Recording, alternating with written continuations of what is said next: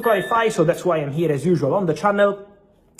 Liverpool today presented their first official bid after the informal discussion they had more than 2 weeks ago with Newcastle for Alexander Isak, opening official talks with Newcastle.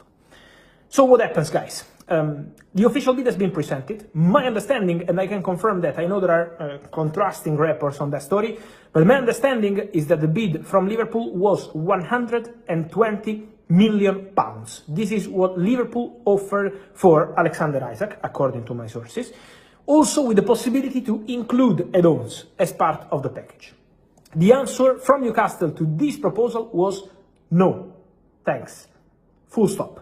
Newcastle didn't say this is the price. Newcastle didn't say let's negotiate again next week. Newcastle didn't say the player is untouchable. Newcastle said no, offer rejected, stop. So that's the message from Newcastle, and this is probably why you see now many reports on Liverpool not willing to bid again for Alexander Isak, because obviously when you see Newcastle that strong on their position, for Liverpool would be pointless to go and send bids every day, every hour for Alexander Isak. But internally, Liverpool know that this is part of the game. It's still beginning of August, there is still plenty of time to go before the end of the transfer window, so Liverpool expected Newcastle to be strong on their position, especially because of one reason.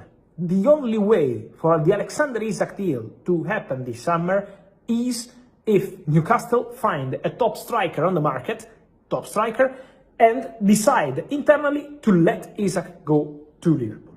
That's the only way. Without that step, it's going to be impossible to see Newcastle, to see, at least as of today, impossible, never say never in football, but as of today, Newcastle showed that their stance is the player is not leaving, especially without a replacement. If there is a replacement, let's see what's going to happen. So Liverpool today wanted to send a message, not just to Newcastle to show, okay, here are 120 million pounds plus add-ons, but also to the player.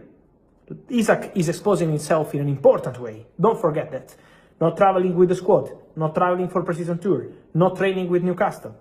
So Isak is exposing himself. Now Liverpool wanted to show to the player, okay, we are really ready. That's not just an informal conversation. That's not just a verbal proposal. It's an official bid. So Liverpool sent a clear message to Alexander Isak. We are here, we are ready, we have the money, we are prepared to make something important. Newcastle say no, but Alexander Isak remains on his position. No intention, as of today, to sign a new contract, despite being offered that, and intention to go to Liverpool. So let's follow the next steps of this story, because Alexander Isak and Liverpool is not over today. Trust me. Then this will depend on Newcastle, as always said. Is Newcastle controlling this story? And so we have to wait and see what happens.